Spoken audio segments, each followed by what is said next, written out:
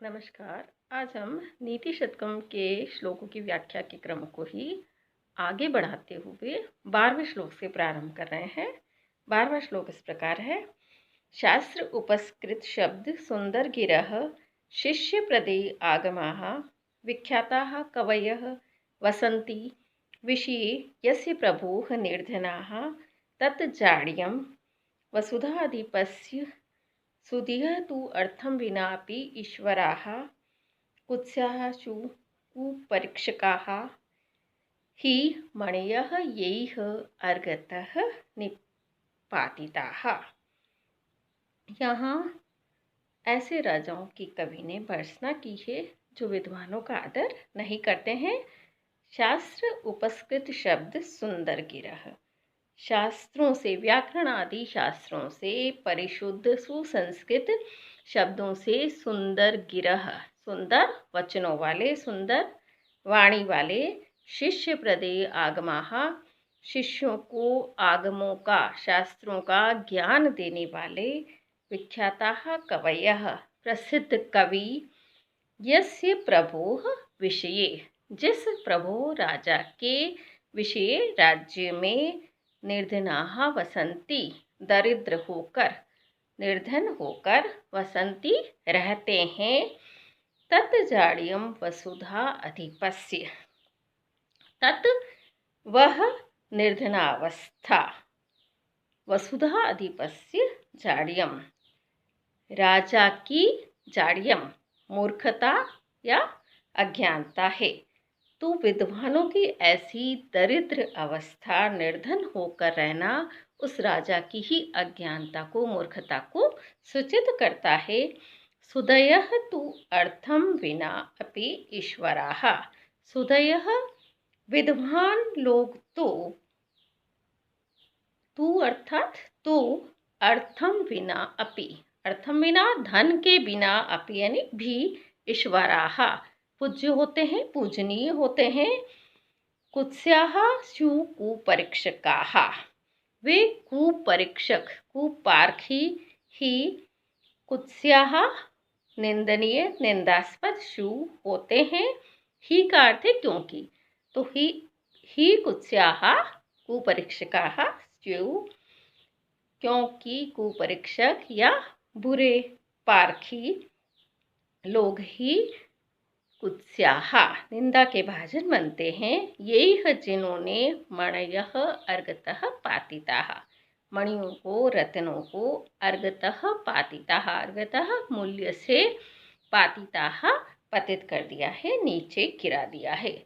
तो यहाँ कवि भर्तृहरि ने बुरे पारखी, कुपारखी के माध्यम से, पारखी के उदाहरण द्वारा राजाओं को सचेत किया है, सावधान किया है, उन्हें समझाया है कि सदैव राजाओं को, विद्वानों का आदर सत्कार करना चाहिए। किसी भी राजा के शासन में, राज्य में विद्वान कभी भी दरिद्र अवस्था में, निर्धनावस्था में न रहे, क्योंकि विद्वानों को धन का लालच और लोभ नहीं होता है। विद्वान सदैव ज्ञान रूपी ऐश्वर्य से युक्त होते हैं, उनके ज्ञान की सर्वत्र पूजा होती है, क्योंकि कहा भी गया है विद्वान सर्वत्र पूज्यते। चाहे उनके पास धन नहीं हो, फिर भी अपनी विद्वत्ता और ज्ञान और विद्या के कारण वो सदैव पूजनीय होते हैं। तो ज्ञान रूपी ऐश्वर्य से वो सदैव संपन्न होते हैं। यदि कोई विद्वान किसी राजा के शासन में गरीब होकर रहता है, तो उससे उस राजा की ही अज्ञानता, मूर्खता, अल्पज्ञता सूचित होती है। विद्वानों की विद्वत्ता या उनका महत्व, उनका सम्मान कभी भी कम नहीं होता।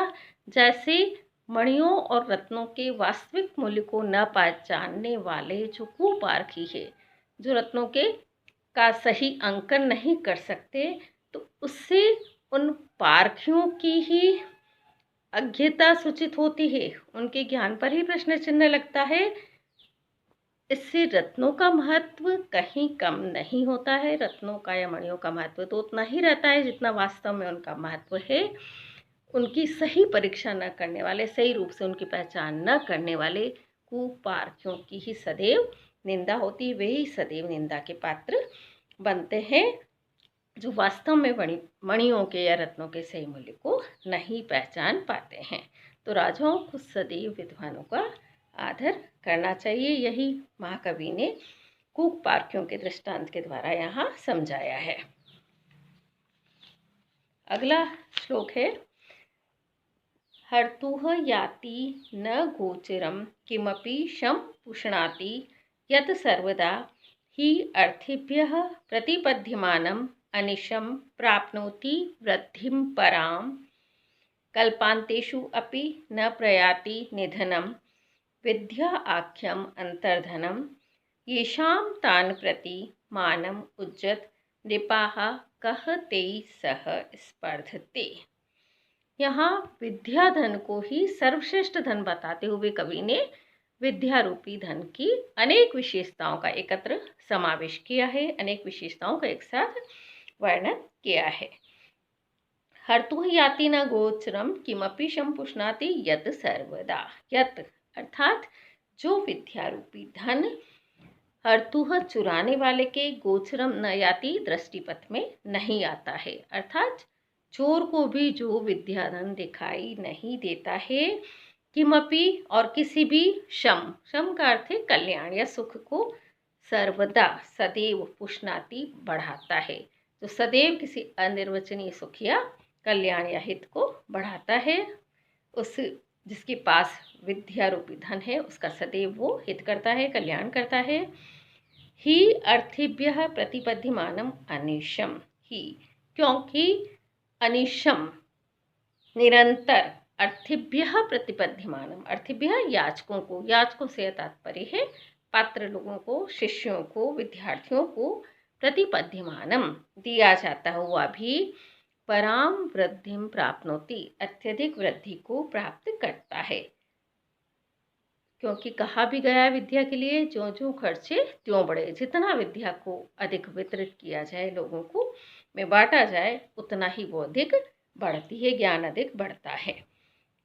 कल्पांतेषु अपि न प्रयाति निधनम, कल्पांतेषु प्रलय काल में, अपि भी निधनम न प्रयाति, निधनम अर्थात विनाश को, नाश को प्राप्त नहीं होता है। भौतिक धन तो प्रलय काल में नष्ट हो जाता है, किंतु विद्या रूपी धन या ज्ञान सदैव विद्यमान रहता है, कल्पांत में भी वह विनष्ट नहीं होता है।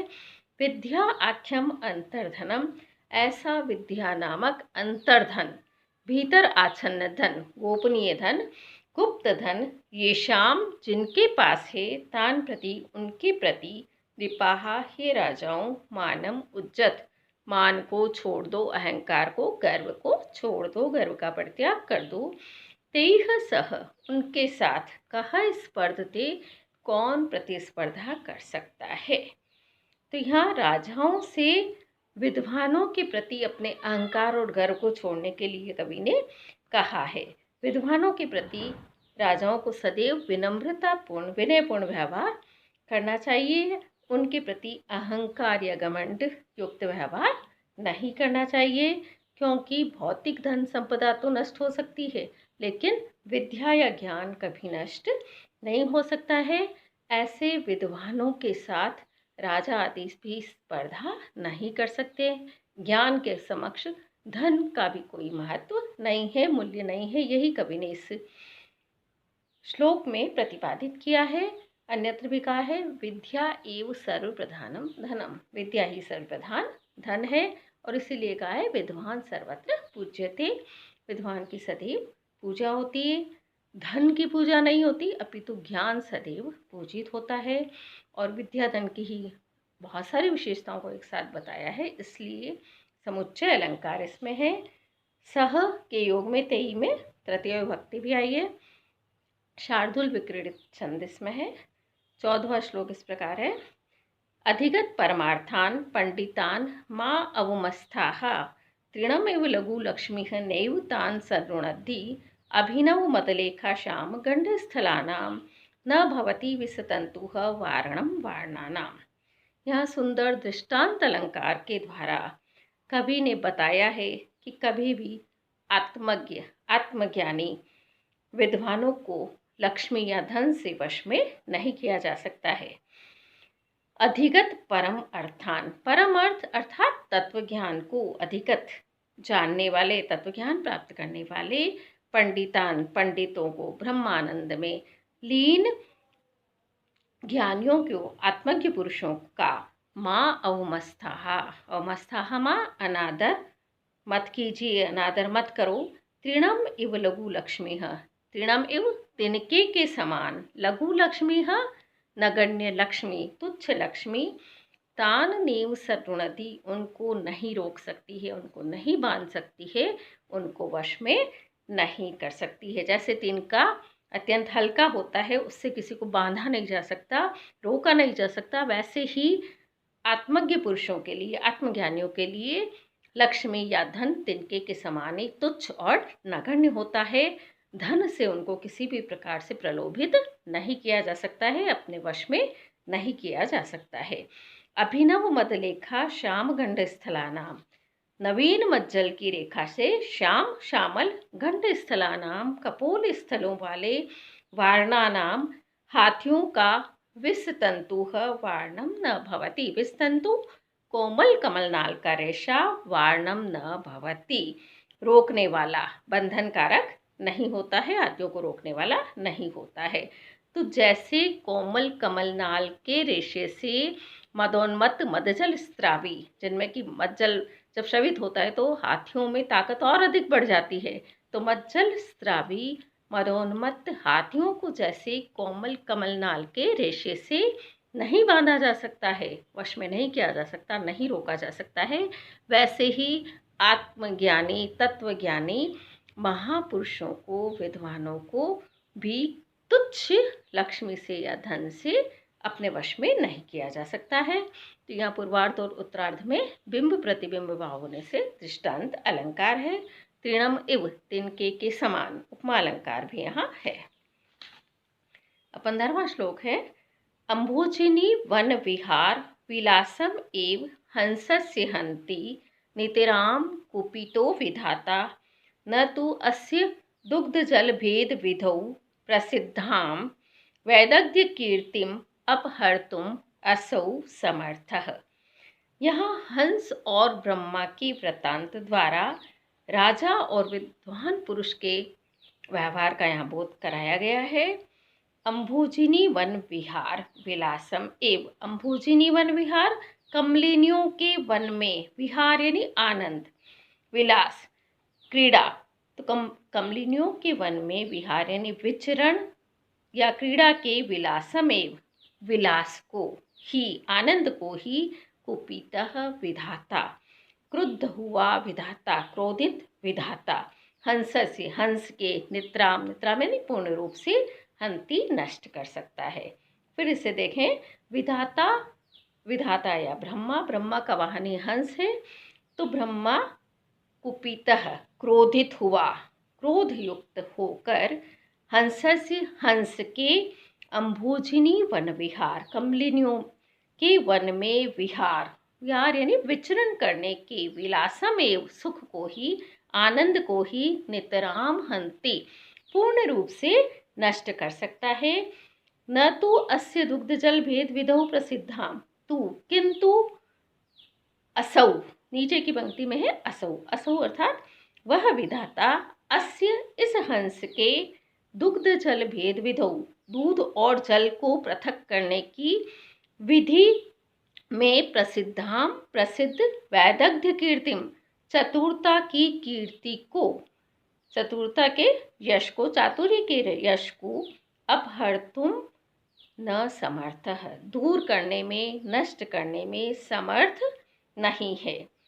तात्पर्य यह है कि कभी हंसों पर क्रोधित होकर विधाता उनके स्वच्छंद गमन पर रोक लगा सकता है, उनके स्वेर विहार पर, कमलिनियों के वन में विचरण करने पर, स्वच्छंद विचरण पर प्रतिबंध लगा सकता है, लेकिन हंस में जो नीरशीर विवेकी स्वाभाविक क्षमता है, स्वाभाविक सामर्थ्य है, स्वाभाविक गुण है, उसको विधाता भी नष्ट नहीं कर सकता है। तो इसी प्रकार से राजा किसी विद्वान के स्वच्छंद गमन पर प्रतिबंध लगा सकता है, उसकी सुख सुविधाओं में कटौती कर सकता है, कमी कर सकता है, लेकिन उस विद्वान की विद्वत्ता या उसके ज्ञान को, उसके वैदुष्य को कम नहीं कर सकता है।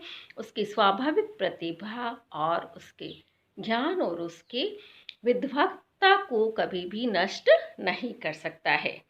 तो इस प्रकार से यहाँ हंस और ब्रह्मा के अप्रस्तुत वृतांत से राजा और विद्वान के प्रस्तुत वृतांत का यहाँ बोध होता है। तो अप्रस्तुत प्रशंसा अलंकार भी यहाँ है। इस प्रकार से 15 श्लोक तक आज हमने अध्ययन किया। धन्यवाद।